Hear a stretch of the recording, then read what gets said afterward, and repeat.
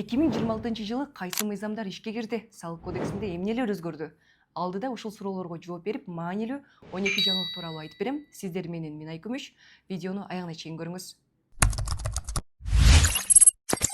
Жыл башталганда эле Кыргызстанда кафе жана ресторандарда тейлөө үчүн акы алууга тыюу салынган. Министрлер кабинети тейлөө кызматынын баасын тамак аштын баасына кошуп эсептөө керектиги тууралуу тиешелүү буйрук чыгарган. Мындан улам тамак аштын баасы өсүп, жарандардын нааразычылыгын жаратты. Бүт каша кылдыңар. Аларыңар тамак баасын асмандын башы кылышты.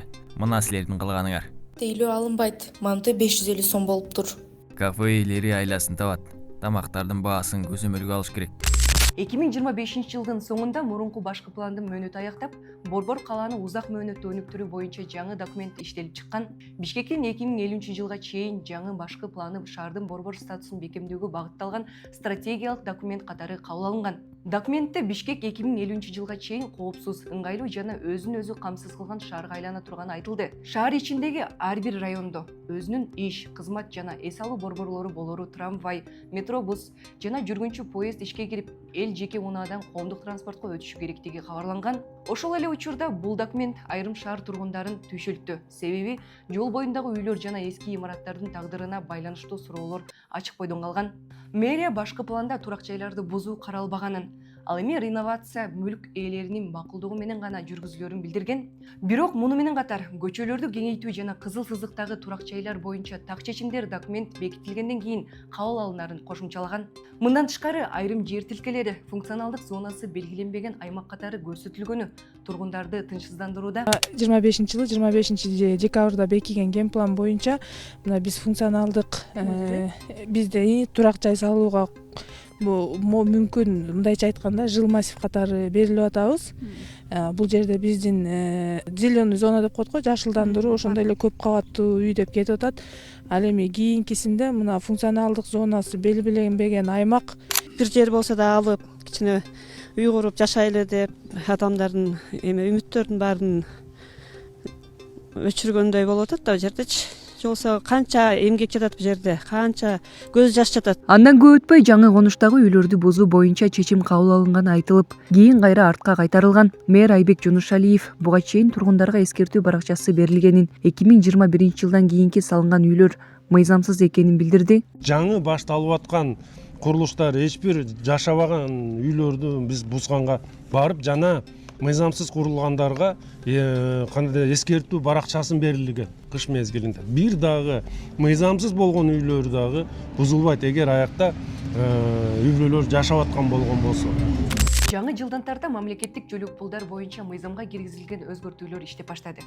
Мындан ары бийик тоолуу жана алыскы калктуу конуштарда, ошондой эле өзгөчө статусу бар айрым чек ара аймактарында жашаган 3 жашка чейинки балдары бар үй бүлөлөргө кошумча каржылык колдоо көрсөтүлө баштайт. 3000 сом өлчөмүндөгү жөлөк пул 3 жана андан кийинки балдарга 3 жашка чыкканга чейин берилет. Бул каражат ай сайын үй бүлөнүн социалдык экономикалык абалына карабастан жана райондук коэффициент эске алынбастан төлөнүп турары маалымдалган. Ошондой эле быйылдан баштап өлкөнүн тоолуу жана алыскы аймактарында жашаган көп балалуу энелер үчүн бала береке аттуу бир жолку жөлөк пулу берилет. Төлөмдү 3төн көп балалуу үй бүлө ала алат. 4-чү бала жарык дүйнөгө келгенде 100 000 сом, 5-чи балага 600 000 сом, 6-чы балага 800 000 сом, 7-чиге 1 миллион сом, 8-чиге 1 миллион 200 000 сом, ал эми 9-чу балага 1,5 миллион сом берилет. 10-чу жана кийинки балдар үчүн 2 миллион сом каралган.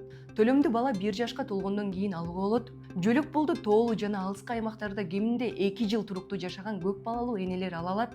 Өтүнмө берүүдө мурда каза болгон балдар да эске алынат. Ал үчүн балдардын туулгандыгы тууралуу бөлүктөр болушу керек.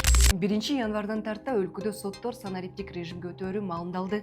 Мындан ары доо арыздарды берүү, документтер менен алмашуу жана сот отурумдарына катышуу онлайн форматта мүмкүн болот. Бул айрыкча алыскы аймактарда жашагандар үчүн маанилүү жана ыңгайлуу. Соттук материалдар, далилдер, аныктамалар жана чечимдер электрондук форматта түзүлөт. Судьялар отурумдарды аудио жана видео фиксацияны колдонуу менен өткөрө алышат. Мыйзамда видеоконференц байланышты колдонуу да бекитилген. Тараптар, күбөлөр, эксперттер жана мамлекеттик органдардын өкүлдөрү техникалык мүмкүнчүлүк болгондо жеке санариптик түзмөктөр аркылуу сотко аралыктан катыша алышат. Мындан тышкары, жогорку сотко иштерди санариптик форматта кайра бөлүштүрүү укугу берилет. Бул соттордун жүгүн тең бөлүүгө жана иштерди кароо мөөнөтүн кыскартууга шарт түзөт. 1 февралдан тарта такси кызматын көрсөтүү үчүн лицензия талап кылынат. Оң рулдуу унааларга уруксат кагазы берилбейт. Жеке жактарга жылына такси кызматы үчүн лицензиянын баасы 500 сомду, ал эми юридикалык жактар үчүн 1000 сомду түзөт. Лицензиясы жок иштеген айдоочуларга карата айыппул каралган. Юридикалык жактарга 23 000 сом, ал эми жеке жактарга 7500 сом өлчөмүндө айыппул салынат. 15 январдан тарта эски мөөнөтсүз айдоочулук күбөлүктөрдү алмаштыруу процесси башталды.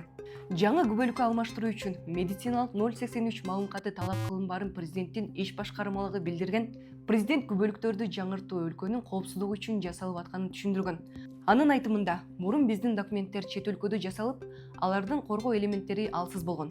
Жасалма паспорттор көбөйүп, айрым учурларда террористтер биздин паспорттор менен кармалган учурлардагы катталганын айтып өткөн.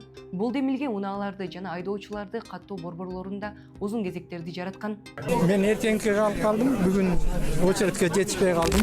Жаңы жылдан тарта жарандар бизнес үчүн төлөмдөрдү кабыл алууга ишкерлер жеке QR кодун пайдалана албайт. Эгерде жеке ишкер жеке электрондук капчыгына же болбосо башка бирөөнүн электрондук капчыгына төлөм кабыл алса, айыппул салынат. Айыппулдун өлчөмү жеке жактарга 20 000 сомду, ал эми юридикалык жактарга 65 000 сомду түзөт. Ишкерлик менен алектенгендер төлөмдөрдү QR код менен кабыл алуу үчүн банктан жеке ишкерликке же юридикалык жакка атайын өзүнчө банктык эсеп ачуусу керек. Жаңы жылдан тарта чоң жана кичи базарларда иш жүргүзгөн жеке жактардын салык мыйзамдарынын талаптарын көзөмөлдөө милдети базарлардын администрациясына жүктөлгөн. Жаңы эрежелерге ылайык жеке жактар жүн, тери жана аккумуляторлорду сатуудан түшкөн киреше салыгын төлөөдөн бошотулат.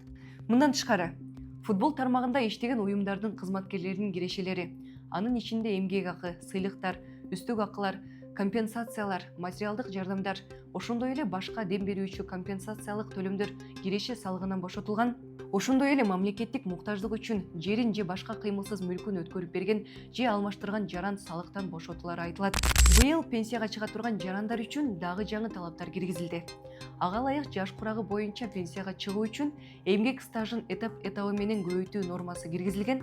Курагы боюнча пенсияга укук алуу үчүн зарыл болгон минималдык камсыздандыруу стажы буга чейин 5 жылды түзсө, быйыл 1 жыл аралыгында 6 жылды түзөт. Бул көрсөткүч кийинки жылдары улам көбөйүп отуруп 2030 жылы 10 жылды, ал эми 2045 жылы 20 жылды түзүп калат.